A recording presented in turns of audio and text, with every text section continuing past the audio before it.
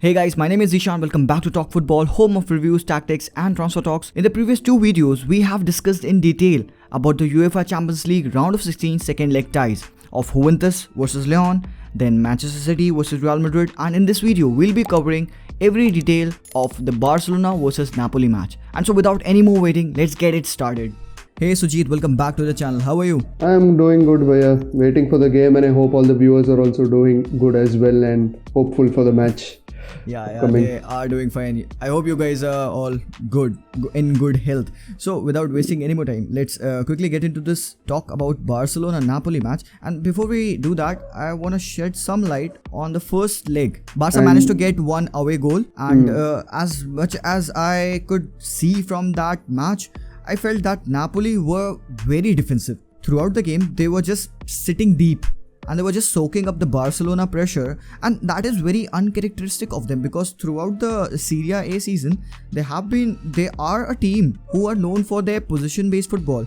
Yeah. They have like 60% of the possession throughout the game, throughout the season, but in UEFA Champions League, I don't know why they go with some different kind of approach where they don't have the ball that much. And of course, when you face Barcelona, you expect not going to have as much of the ball. So they probably knew for sure that they were not going to have as much of the ball as they have in their Serie A games. I'd like to say one fact about Griezmann in the post-match interview. He told that they were sitting so deep and marking inside the box that he couldn't see Messi for a good 20 minutes in the first half. Yeah, there were so many players surrounding Griezmann and he was a lone figure. Again, one of the reasons they sat back so much is because they've seen Barcelona having so much of the possession and not penetrating enough. This is the bait that these teams are using these days to let Barcelona have that feel that we are in control. They let them have that feel of being in control. And what Barcelona does is just pass it sideways and to the back, again to the goalkeeper. We have talked about in detail in the previous video which we made about this match review. I'll link the card in the video, you guys can check it out. We have discussed in detail about this match already, but here in this video we'll talk about a few key points as well, so just stick along. Now Sujith, about Barcelona, how do you feel they will approach this game? They should approach it in an attacking way because we've seen what happens to Barcelona when they approach a game in a defensive manner, trying to hold an advantageous position. Here we don't even have, we have a great record at the Camp Nou, granted, but it's not going to be the same feel without the fans over there. Yes. So it's hardly a home game. Okay, fine. We'll get into that later. Just very quickly, let's get into the lineup first. Napoli. How do you feel will Napoli go out? Because we have the news that Lorenzo Insigne is a big doubt. He's a big doubt, but they also have the boost of Costas Manolas having returned to the side after injury. So going out from the back, how do you think they will line up? Ospina goalkeeper, obviously. The back, I feel it will be a 4-3-3 with the back four comprising of Rui, Koulibaly, Manolas and Lorenzo. Okay, and the midfield would be Zielinski, Lobotka and Ruiz. Fabian Ruiz. Okay. Fabian Ruiz. But in the final third, the final third, I think it will be Jose Callahan, Dries Mertens and Milik because there is doubts of Insigne playing the game. So they'll be looking for Milik, or they have players in Irving Lozano or Matteo Politano. Politano is also there. And about Barcelona, because Barcelona has a huge task at hand to put up players for this match because there are so many suspensions, injuries. According to me, if I see the Barcelona team sheet, which I noted it right here, I feel that they will go with Smedo, Piqué, Longley and Alba at the back four with Ter Stegen, of course. And in the middle, I hope that Barcelona goes with that diamond midfield, 4-1-2-1-2. Of course, they have been using this tactic in games like Villarreal and also the last game against Alaves, where they thumped those teams. And that happened just because the midfield connected so nicely, because the position of Messi at the top of that diamond midfield was so crucial, because that allowed Griezmann and Suarez to play their natural role. And so in the midfield, if we look at the midfield, Rakitic can play as a CDM role because Busquets is of course suspended. Arthur is also unavailable anyway. Arthur is also, of course. He has declined to play for Barcelona. That's understandably because of the way the board has treated him. So I'm not surprised. And talking about players who are not available, Ousmane Dembele is a doubt. He is back from injury, but I don't think he'll be risked already because of given his history. Vidal is out with a red card. Busquets is out with a yellow card suspension. And Umtiti is also doubtful. He's out. Mostly doubtful. So that leaves us with Suarez and Griezmann up top, with Messi, De Jong, Roberto and Rakitic in the midfield diamond. Yes. And on the bench, we have Fati, Dembele, Puig, Neto and Umtiti if he's declared fit to play. Firpo, of course. He's also there. Yeah, of course. And there's also this very important thing that Messi, Griezmann and Smedo are on a yellow card and they can miss the quarterfinals if they get one more yellow card. So what do you feel? What should Barcelona do differently so that they go out and win this game? Because we have been seeing Barcelona, they have been on and off. In my previous videos, I've also discussed the post matches that Barcelona have played, and sometimes I was very ecstatic that they played nicely. Sometimes I was really furious, just about to shave my head off. but now, since this is the game, I mean, Settien's job is on the line. So how do you expect Barcelona to go out with this game? I think more than winning a game, which is expected of them, they should make a statement which is not expected of them, that they're here for like we talked about. We've talked about most of the things in your previous video. This is just a follow-up, and Setien's job may be on the line because of not giving enough results, so he should prove that he has enough results. Same way with Gattuso, he also has a point to prove. Napoli hasn't been up to the mark in Serie A also, because they just finished at 7th position and they are in the Europa League only because they won that Coppa Italia.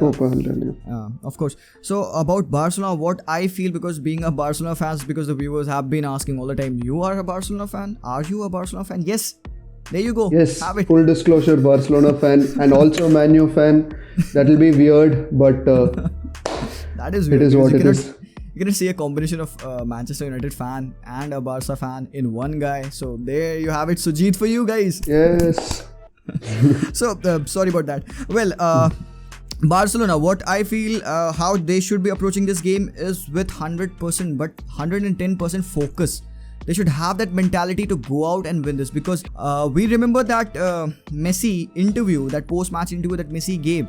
He was talking about the way that Barcelona has been playing and what they are lacking, that intensity. Because if you lose this intensity, because they do have an away goal, so maybe Napoli can just allow them the world of possession and they'll be sitting back very nicely and just wait for an opening, which they are very good at because they have got strong runners. Happened in the previous game. Of course. They capitalize on a mistake and go score. That's what they do. And the thing is, I feel Barcelona should play without fear. They should play a little more dangerous football, if you say, because just not passing sideways, actually pass it forward, see what happens. And that threaded balls between the lines, breaking the lines, what we see from Ricky Puig, Sergi Roberto, because they don't want to go into that 75th minute dangling on the hope of that one away goal. Because Napoli will be highly organized, because they have played against Barcelona last time out and they showed that they could win that game, because they were doing a tremendous job keeping Barcelona at bay. But now if they come at Camp Nou and they get that defense organized, because we know what they will actually do, they will sit back. Of course, they're not gonna play, they're not gonna press at every ball. So we just have to break that organized defense. We have to penetrate. I think another point, I feel Barcelona thinks that once they lose the ball in an attacking possession play, it'll come back and bite them, because the defense does not track back fast enough. So I think that has a little bit of an effect mentally, because so if we just talk very bluntly, Barcelona need to win this game. I feel that Barcelona has to go out and put a stamp on this game that yes, we are there for the taking, because next up is Bayern. Everything depends on this Napoli game. Because again, no disrespect to Chelsea, but we are going to see Bayern in the quarterfinals, and they are going to be the title challengers. They're not going to come in perplexed or anything. They're going to storm into the quarterfinals. They're going to look for a battle going definitely, in, which we will get into later. Later part of this video, maybe next video. So what I expect at the very end from Barcelona is to show some intent, show some drive, show some confidence, because you are freeing Barcelona, man. Come on. So you should go out, make that make your name count, because you have got players, world class players, Griezmann, Suarez, Messi, De Jong. You can run the show if you show a bit of risk taking ability, show those passes, those through balls. Even Ter Stegen should go long. Because we have got Suarez and he is very capable of receiving those long balls. He may have lost a ton of pace, he may have not been dribbling as much, but if one thing he's shown this season is that he still scored 16 goals and has 5 goals and 3 assists in the league, in the UCL. So what he's shown is that even if he's lost that pace, he still has that finishing ability. He has in my opinion, the greatest volleyer in the game. Actually. His volleys are insane. The way he hit volleys, not warrior too. Volleys. I was talking about the volleys. So about the volleys, but if Suarez were to score some volleys, he should be getting those balls in, exactly. Crosses, which Barcelona hasn't been doing lately. They have been only reliant through that central areas. They haven't showed any width, because Barcelona has lacked width, and that's why Ansu Fati comes in. Fati will be a decider. I'm telling you, we shouldn't be putting that much load on that 17-year-old kid, but keep Dembele outside. I want Fati in. Switch up with Griezmann, become a 4-3-3 once again, and good, because Barcelona has done it in the La Liga games, and Ansu Fati has had a tremendous breakout season. He was just one of the best stars of La Liga. Phenomenal is the word that I'm looking for. So I think so that pretty much wraps up our coverage for this video. I hope that we guys provided you the insight of Barcelona versus Napoli. So what do you think the score might be? Of course, the score part. Because I'm highly motivated at this moment, I'll go for 2-0? 2-0 Barcelona. 2-0 Barcelona, okay, fine. Even I'm going for that. I'm getting pumped up further as the game approaches. So seriously? I'm glad it's going to happen tomorrow. Yeah, whenever. It doesn't matter. It doesn't matter. I just hope. So there you have it, guys.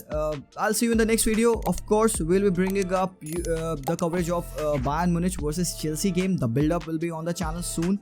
So I'll see you. Goodbye, Sujith. Goodbye. Bye. Peace out.